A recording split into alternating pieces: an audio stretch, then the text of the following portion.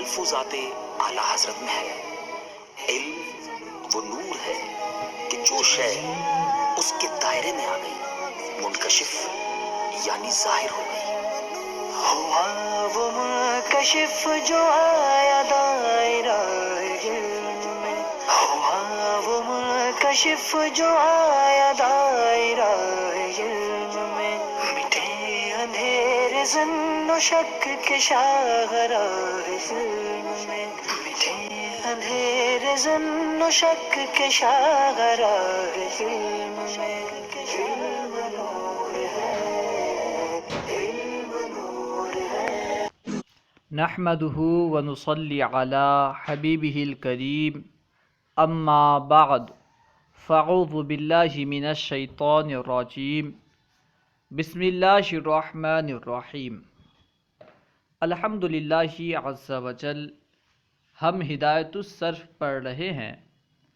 آج ہم انشاءاللہ عز وجل ہدایت الصرف سے اسم فاعل کا بیان پڑھیں گے۔ اسم فاعل کسے کہتے ہیں، اسم فاعل بنانے کا طریقہ کیا ہے، انشاءاللہ عز وجل اسے پڑھیں گے۔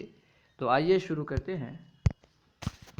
26واں سبق اسم فاعل۔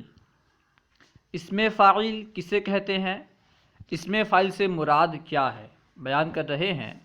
وہ اسم ہے جسے فعل مضارع معروف سے بنایا جاتا ہے تاکہ کسی کام کرنے والے کی ذات پر دلالت کروائی جا سکے۔ جس اسم کو فعل مضارع معروف سے اس لیے بنایا جاتا ہے تاکہ کسی کام کرنے والے کی ذات پر دلالت کروائی جا سکے، اسے اسم فاعل کہتے ہیں۔ ثلاثی مجرد سے فاعل کے وزن پر آتا ہے۔ اسم فاعل ثلاثی مجرد سے فاعل کے وزن پر آتا ہے۔ ثلاثی مجرد کسے کہتے ہیں، وہ کلمہ جس میں حروف اصلیہ 3 ہو اور کوئی زائد حرف نہ ہو، اسے کہتے ہیں ثلاثی مجرد۔ تو ثلاثی مجرد سے اسم فاعل فاعل کے وزن پر آتا ہے۔ اسم فاعل بنانے کا طریقہ کیا ہے، کس طرح بناتے ہیں بیان کر رہے ہیں۔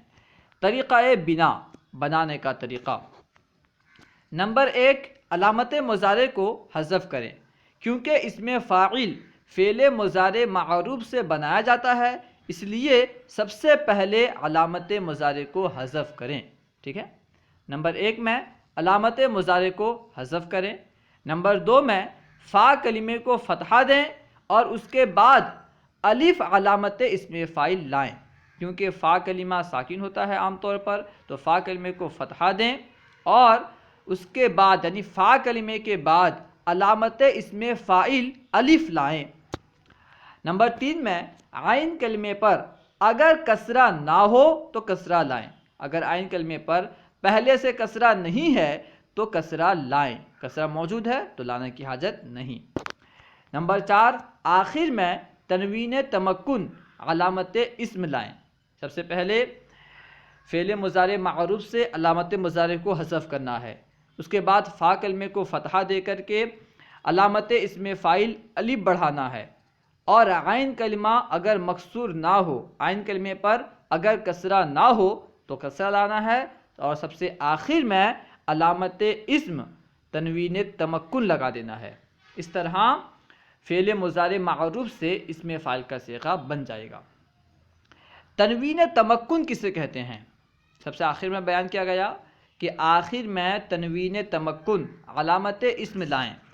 تنوین تمکن کسے کہتے ہیں، حاشیے میں مذکور ہے تنوین تمکن وہ تنوین ہے جو کسی اسم کے منصرف ہونے پر دلالت کرے۔ جو تنوین کسی اسم کے منصرف ہونے پر دلالت کرے اسے تنوین تمکن کہتے ہیں۔ پھر سوال پیدا ہوتا ہے کہ منصرف کسے کہتے ہیں، تو اسے بیان کر رہے ہیں۔ اسم منصرف وہ اسم ہے کہ جس پر کسرہ اور تنوین تینوں حرکات کے ساتھ آ سکتے ہوں۔ جس اسم پر کسرہ تنوین تینوں حرکات کے ساتھ آ سکتے ہوں اس اسم کو اسم منصرف کہتے ہیں۔ ٹھیک ہے، تنوین بھی آ سکتی ہو، کسرہ بھی آ سکتا ہو اور تینوں حرکات کے ساتھ، تو اسے کہتے ہیں اسم منصرف۔ اور جو تنوین اسم منصرف پر کسی اسم کے منصرف ہونے پر دلالت کرے اسے تنوین تمکن کہتے ہیں۔ ٹھیک ہے، الحاصل یہ کہ فعل مضارع معروف سے علامت مضارع کو حذف کر کے فا کلمے کو فتحہ دیں، فا کلمے کے بعد علامت اسم فاعل الف کا اضافہ کریں، عین کلمے پر اگر کسرہ نہ ہو تو عین کلمے کو کسرہ دیں اور آخر میں تنوین تمکن لگائیں، تو اس طرح فعل مضارع معروف سے اسم فاعل کا صیغہ بن جائے گا۔ اب اسم فاعل کی گردان ذکر کر رہے ہیں۔ اسم فاعل کی گردان، سب سے پہلے گردان ہے، درمیان میں ترجمہ ہے اور سب سے آخر میں صیغہ ہے۔ دیکھتے جائیں۔ فاعل کرنے والا ایک مرد، صیغہ واحد مذکر۔ فاعلانی کرنے والے دو مرد، صیغہ تثنیہ مذکر۔ فاعلانی تثنیہ کا صیغہ ہے، ٹھیک ہے۔ فاعلون کرنے والے سب مرد، صیغہ جمع مذکر سالم۔ جمع مذکر سالم کسے کہتے ہیں؟ حاشیہ مذکور ہے، جمع سالم وہ جمع ہے جسے بناتے وقت واحد کا وزن سلامت رہے۔ جس جمع میں واحد کا وزن سلامت رہتا ہے اسے جمع سالم کہتے ہیں۔ تو کیونکہ فاعلون کو فاعلون سے بنایا گیا ہے اور فاعلون میں فاعلون جو کہ واحد کا صیغہ ہے، واحد کا وزن ہے، برقرار ہے، سلامت ہے، اس لیے فاعلون جمع مذکر سالم کا صیغہ ہے۔ فعلتن، فعلتن کا معنی ہے کرنے والے سب مرد، یہ جمع مکسر ہے، جمع مذکر مکسر۔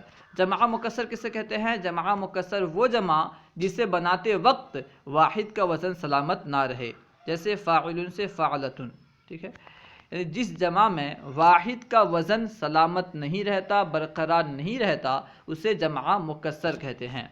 تو فاعلن کی جمع ہے فعلتن، دیکھیے واحد کا وزن برقرار نہیں ہے، اس لیے یہ جمع مکسر ہے۔ فعال کرنے والے سب مرد، صیغہ جمع مذکر مکسر۔ اب اس طرف دیکھیے، فعل کرنے والے سب مرد، صیغہ جمع مذکر مکسر۔ فعل کرنے والے سب مرد، صیغہ جمع مذکر مکسر۔ فعلاء کرنے والے سب مرد، صیغہ جمع مذکر مکسر۔ فعلان کرنے والے سب مرد، صیغہ جمع مذکر مکسر۔ فعال کرنے والے سب مرد، صیغہ جمع مذکر مکسر۔ فعول کرنے والے سب مرد، صیغہ جمع مذکر مکسر۔ فویعل تھوڑا کرنے والا ایک مرد، واحد مذکر مصغر، یہ تصغیر کا صیغہ ہے، مصغر ہے، ٹھیک ہے۔ فویعل تھوڑا کرنے والا ایک مرد، واحد مذکر مصغر۔ فاعلۃ کرنے والی ایک عورت، صیغہ واحد مؤنث، آخر میں بس تا کا اضافہ کیا گیا تو مؤنث کا صیغہ بن گیا۔ فاعلۃ کرنے والی ایک عورت، صیغہ واحد مؤنث۔ فاعلتانی کرنے والی دو عورتیں، صیغہ تثنیہ مؤنث۔ فاعلات کرنے والی سب عورتیں، صیغہ جمع مؤنث سالم، کیونکہ اس میں واحد کا وزن جو ہے برقرار ہے، اس لیے جمع مؤنث سالم ہے، ٹھیک ہے۔ فاعلات کرنے والی سب عورتیں، صیغہ جمع مؤنث سالم۔ فواعل کرنے والی سب عورتیں، صیغہ جمع مؤنث مکسر۔ فعل کرنے والی سب عورتیں، صیغہ جمع مؤنث مکسر۔ فویعلۃ تھوڑا کرنے والی ایک عورت، واحد مؤنث مصغر۔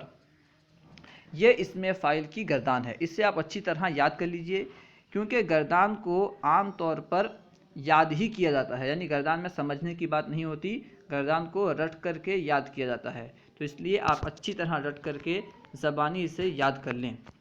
اور بنانے کے طریقے میں یا تعاریف میں اگر کوئی بات آپ کو سمجھ میں نہ آئی ہو تو کمنٹ باکس میں سوال کریں، انشاءاللہ عز و جل ممکنہ صورت میں جواب دیا جائے گا۔ السلام علیکم ورحمۃ اللہ وبرکاتہ۔